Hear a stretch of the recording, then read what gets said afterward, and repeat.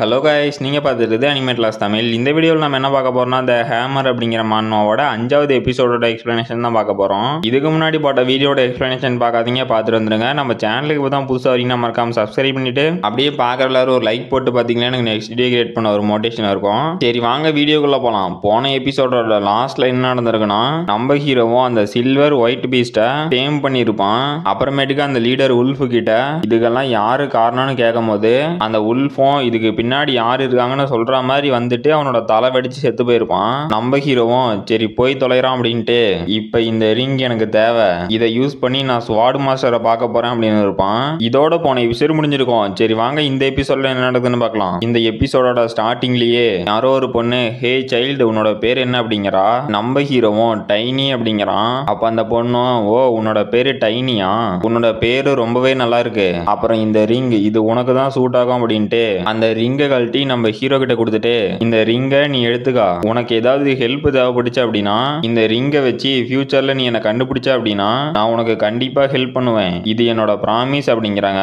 இது வந்து நம்ம ஹீரோவோட பாஸ்ட்ல நடந்திருக்க மாட்டேங்குது. நம்ம ஹீரோவும் அதை நினைச்சுக்கிட்டு அஸ்ரன் எம்பையர்ல இருக்க எல்லாத்துக்குமே அவங்க யாருன்னு தெரியும். அவங்க தான் சீலோ வென் வேலண்டியா, இவங்க தான் ஸ்வாட் மாஸ்டரோட யங்கஸ்ட் டாட்டர். அப்புறம் இவங்களோட யங் ஏஜ்லயே இவங்க ரொம்ப கைண்ட் ஹார்ட்டடா இருந்தாங்க. அதனாலேயே அந்த நாட்டில் இருக்க பீப்புள்லாம் ஏஞ்சல் ஆஃப் வேலண்டினா அப்படின்னு கூப்பிட்டாங்க. இவங்களுக்கு 16 வயசு ஆன உடனே இவங்களோட ஃபேமிலி காஸ்டியூமை போட்டுக்கிட்டு இவங்களோட டெரிட்டோரிக்கு போவாங்க. அங்க இருக்க ஃப்ளோரல் டெம்பிள்ல இவங்களுக்கு ஒரு செரிமனி நடக்கும். இந்த செரிமனினால இவங்களோட பேரு இந்த வேர்ல்டு ஃபுல்லா தெரியும். அவங்க என்ன போன டைம் மீட் பண்ணப்ப நான் அவங்களோட டெரிட்டோரிக்கு போற வழியில இருக்க பிலிப்ஸ் அப்படிங்கிற ஒரு டிஸ்ட்ரிக்ட்ல இருந்தேன். அதுதான் அந்த டியூக் டெரிட்டோரியோட பார்டர். நான் என்னோட ப்ரீவியஸ் லைஃப்ல என்னோட ரிவெஞ்சை கொடுக்கறதுக்கு ரொம்ப டைம் எடுத்துக்கிட்டேன். அதனால இந்த ரிங்கையும் என்னால கிளைம் பண்ண முடியல. அவங்க கிட்ட ஹெல்ப் கேட்கறது ரொம்பவே கஷ்டமா இருந்துச்சு. இந்த டைம் எல்லாத்தையும் நான் ஸ்மூத்தா முடிச்சுட்டு அந்த ஸ்வாட் மாஸ்டரையும் போய் பார்த்து எல்லாத்தையும் சொல்லணும். அப்புறம் இந்த பைத்தியக்காரனை இப்ப என்ன பண்றது, சரி இப்ப இது ஷோ பண்றதுக்கான நேரம் அப்படிங்கிறான். அப்புறமேட்டுக்கு யாரோ ஒரு மொட்டை பலன்னு ஆர்மரை போட்டுட்டு வந்து இவனுங்க எல்லாத்தையும் ஒரே ஸ்விங்ல தோக்கடிச்சிருக்கான். அவன் கண்டிப்பா ஒரு மானா யூசரா தான் இருக்க முடியும். ஆனா இவனுங்க என்கிட்ட என்ன சொன்னானுங்க அப்படின்னா இதெல்லாம் பண்ணது ஒரு சின்ன பையன்னு சொன்னானுங்க. ஒரு சின்ன பையனால எப்படா மானா யூஸ் பண்ண முடியும் அப்படின்னு அவனும் சந்தேகத்திலேயே பார்த்துட்டு இருக்கிறான். அப்ப அந்த மொட்டைக்கு பொறநடிக்கிறவனுங்களும் ஆமா சார் அவன் மானா யூசர் தான், அந்த பையன் மானாவை யூஸ் பண்ணான் அப்படிங்கிறானுங்க. அந்த மொட்டையும் என்னடா சொல்றீங்க அப்படிங்கிறான். இன்னொருத்தனும் ஆமா சார் அவன் கண்டிப்பா மானாவை தான் யூஸ் பண்ணான், அவனை இங்க யாராலையும் தொடக்கூட முடியல, அதனாலதான் அவங்களை கூட்டிட்டு வந்துக்கிறோம் அப்படிங்கிறான். அந்த மொட்டையும் டே முட்டா பசங்களா, சின்ன பையனால மானாவை யூஸ் பண்ண முடியாது, அவன் ஏதாவது ட்ரக்கை தான் எடுத்துருக்கணும் அப்படின்ட்டு அந்த உல்ஃப் அவன் என்ன பண்ணிட்டு இருக்கிறான், உங்களுக்கு எல்லாம் கொஞ்சம் கூட டிசிப்ளின் சொல்லி தர மாட்டானா அப்படின்னு அவனங்களெல்லாம் அந்த மொட்டை எட்டி ஒதுக்கிறான். இவனோட பேரு ரெகம். இவன் இந்த பிலிப்ஸ் எஸ்டேட்ல ஒரு கார்டா இருக்கான். அப்ப நம்ம ஹீரோவும் இதெல்லாம் நான் பண்ணது, இந்த உல்ஃப் எனக்கு கொஞ்சம் பே பண்ண வேண்டியது இருந்துச்சு, அதை வாங்கறதுக்கு தான் இதெல்லாம் பண்ணேன் அப்படிங்கிறான். அப்ப அந்த மொட்டையும் யாரான்னு தெரியும் பார்த்தா நம்ம ஹீரோவும் இதெல்லாம் நான் தான் பண்ணேன் அப்படிங்கிறான். அப்ப அந்த மொட்டைக்கு பின்னாடி இருக்கிறவனுங்களும் சார் சார் இவன் தான் இதெல்லாம் பண்ணான் அப்படிங்கிறானுங்க. அந்த மொட்டையும் டே குழந்தை இதுக்கெல்லாம் நீ தான் காரணமா அப்படின்னு கேட்கறான். நம்ம ஹீரோவும் டே உனக்கு என்னடா பிரச்சனை, இங்க ஒரு சிலருக்கு நான் பே பண்ண வேண்டியது இருந்துச்சு, அதை கொடுத்துட்டு போலான்னு தான் வந்தேன், அப்புறம் நான் கொஞ்சம் கூட நினைச்சு பார்க்கல உன்ன மாதிரி ஒரு நைட்டு இந்த பைத்தியக்காரனுங்களுக்காக வேலை பார்க்கறியா, இந்த உல்ஃப் இவன் என்ன உனக்கு நிறைய கொடுத்தானா அப்படின்னு கேட்கறான். அந்த மொட்டையும் டென்ஷன் ஆயிட்டு டே திமிரு பிடிச்ச பயலே அப்படிங்கிறான். பார்த்தா அவன் டென்ஷன் ஆகிறதுல அந்த மொட்டையோட மண்டையெல்லாம் நரம்பு படிக்குது. அந்த மொட்டையும் ஒரு ஜம்ப் போட்டு என்ன தைரியம் இருந்தா என் முன்னாடி இப்படி பேசுவ, இன்னைக்கு உன் கதை முடிஞ்சிரு அப்படின்ட்டு நம்ம ஹீரோ அட்டாக் பண்ண வரான். நம்ம ஹீரோவும் ஓ இவன் செகண்ட் ஸ்டேஜ் மானா யூசரா, இருந்துட்டு போட்டோம் போடா பிள்ளைகா பையலே அப்படின்ட்டு அவன் கையை அசால்ட்டா தட்டி விட்டான். அந்த மொட்டையும் இல்ல இதுக்கு வாய்ப்பே இல்ல, இவன் இதை எப்படா பண்ணா அப்படின்னு ஷாக் ஆவறான். நம்ம ஹீரோவும் இவனை ஹேண்டில் பண்றது கொஞ்சம் கஷ்டம் தான், ஆனா இவனுங்க எல்லாத்து கதையும் முடிச்சுட்டு இங்க இருந்து வெளியே போனோம் அப்படின்ட்டு அந்த மொட்டைக்கு ஒரு கிக் கூட வந்துட்டான். அந்த மொட்டையும் என்னது அப்படின்னு ஷாக் ஆவறான். பார்த்தா நம்ம ஹீரோ அவனை அட்டாக் பண்ணிட்டான். அந்த மொட்டையும் நம்ம ஹீரோட அட்டாக்க ஜஸ்ட் மிஸ்ல தடுத்து இவனால இதை எப்படி பண்ண முடியுது அப்படின்னு ஷாக் ஆவறான். நம்ம ஹீரோவும் பரவாயில்ல செகண்ட் ஸ்டேஜை சமாளிக்கிற அளவு நான் கொஞ்சமா ஸ்ட்ராங் ஆகி நடக்குது அப்படிங்கிறான். அந்த மொட்டையும் டே நீ ஒரு குழந்தையே இல்லை அப்படின்ட்டு நம்ம ஹீரோவை அட்டாக் பண்ண போறான். நம்ம ஹீரோவும் டாஜ் பண்ணிட்டு எனக்கு தெரியும் இந்த லாடுக்கு பின்னாடி நிறைய நைட்ஸ் இருப்பானுங்க, நான் இவனுங்க யாரையும் எளிமையாக்க விரும்பல அப்படின்ட்டு பின்னாடி போயிட்டு இப்ப இவனை சமாளிக்கிறதுக்கு ஒரே வழிதான் இருக்கு அப்படிங்கிறான். அந்த மொட்டையும் டே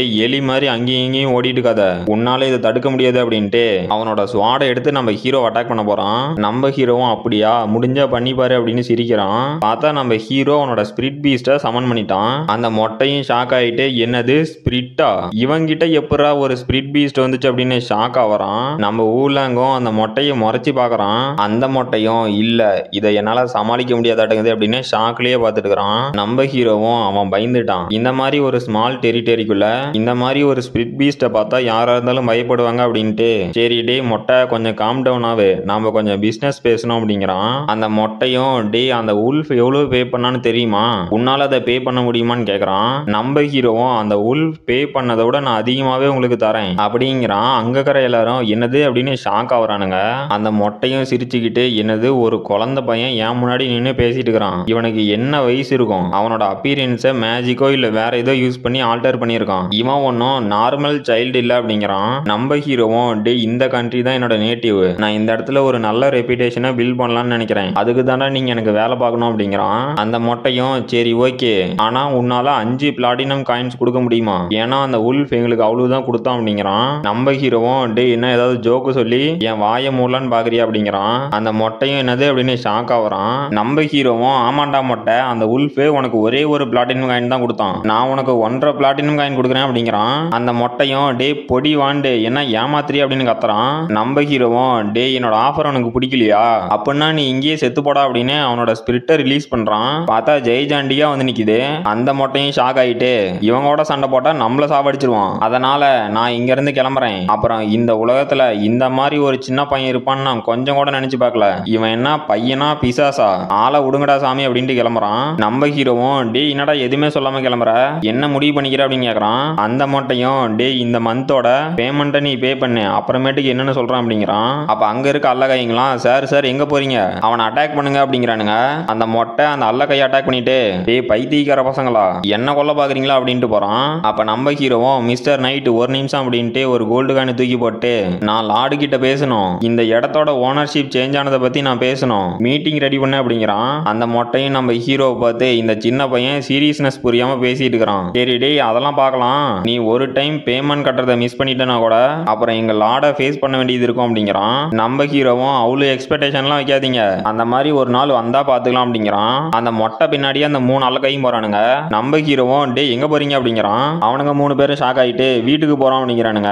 நம்ம ஹீரோவும் டே நான் இன்னும் உங்களுக்கு 1 மணி நேரம் டைம் கொடுக்குறேன், அதுக்குள்ள இந்த உல்ஃப் கேங்ல யார் யார் வேலை செஞ்சாங்களோ அவங்க எல்லாத்தையும் கூட்டிட்டு வாங்க, அப்புறம் முக்கியமா உமன்ஸ் அப்புறம் பிச்சை எடுக்கிற சில்ட்ரன்ஸ் எல்லாத்தையும் கூட்டிட்டு வாங்க, நீங்க மட்டும் 1 நிமிஷம் லேட்டா வந்தா கூட ஒவ்வொரு நிமிஷத்துக்கும் ஒவ்வொருத்தனை கொல்லுவேன், எங்கேயாவது தப்பிச்சு போவோம்னு நினைச்சீங்க என்னோட ஸ்பிரிட் உங்களை கொன்னுரும், அதனால இங்க இருந்து கிளம்புங்க, அப்புறம் முக்கியமா இன்னும் உங்களுக்கு 1 மணி நேரம் தான் டைம் இருக்கு அப்படிங்கிறான். அதாவது முழு டெவிலாவே நம்ம ஹீரோ மாறிட்டான். அவனுங்க 3 பேரும் என்னது 1 மணி நேரமா இந்தா வந்துட்டோம் அப்படின்ட்டு கதறிக்கிட்டே ஓடுறானுங்க. நம்ம ஹீரோவும் எல்லாமே நான் பிளான் போட்ட மாதிரி தான் போகுது, ஆனா இந்த இடத்த நான் கண்ட்ரோல் எடுக்கிறதுக்கு கிட்டத்தட்ட 1 வாரம் ஆயிருச்சு, நான் இதுக்கு மேலேயும் டியூக் வேலண்டினாவை வெயிட் பண்ண வைக்க விரும்பல, சீக்கிரமா இங்க இருந்து போகணும் அப்படிங்கிறான். அப்ப அவனுங்க 3 பேரும் மூச்சு வாங்க வாங்க ஓடியாந்து நாங்க எல்லாத்தையும் கூட்டிட்டு வந்துட்டோம் அப்படிங்கிறானுங்க. அப்ப நம்ம எம்மாவும் டைனி உனக்கு என்னாச்சு அப்படின்ட்டு ஓடியாந்து உன்னோட கையில என்ன ரத்தம், உன்னை மறுபடியும் அடிச்சாங்களா அப்படின்னு கேக்குறா. நம்ம ஹீரோவும் இது ஒண்ணு என்னோட ரத்தம் இல்ல, அப்புறம் அந்த உல்ஃப் ஏற்கனவே செத்துட்டான் அப்படிங்கிறான். அங்க இருக்க மொத்த கும்பலும் ஷாக் ஆகுது. அப்ப நம்ம எம்மாவும் என்னது இதுதான் உல்ஃபா அப்படின்னு ஷாக்லயே பாத்துருக்கா. அங்க இருக்க எல்லாரும் கூட இல்ல இங்க என்ன நடந்துக்குது, உல்ஃப் செத்துட்டானா, இதெல்லாம் யாரு பண்ணாங்க, இது லார்டுக்கு தெரியுமா அப்படின்னு ஷாக் ஆகுறானுங்க. நம்ம ஹீரோவும் இங்க இருக்க எல்லாருமே பயந்து இருக்காங்க, இது லார்டுக்கு தெரிய வந்தாலும் அந்த பைத்தியக்காரன் கண்டிப்பா இவங்கள தான் டார்ச்சர் பண்ணுவான், இதை இப்படியே விட மாட்டேன் அப்படிங்கிறான். அப்ப அங்க இருக்க எல்லாரும் நம்ம ஹீரோ பார்த்து இங்க என்ன நடந்துச்சு, இங்க நடந்தது மட்டும் நோபல்ஸுக்கு தெரிஞ்சா இங்க ரொம்ப கோவப்படுவாங்க, இப்ப நாமெல்லாம் என்ன பண்றது அப்படின்னு எடுக்கிறாங்க.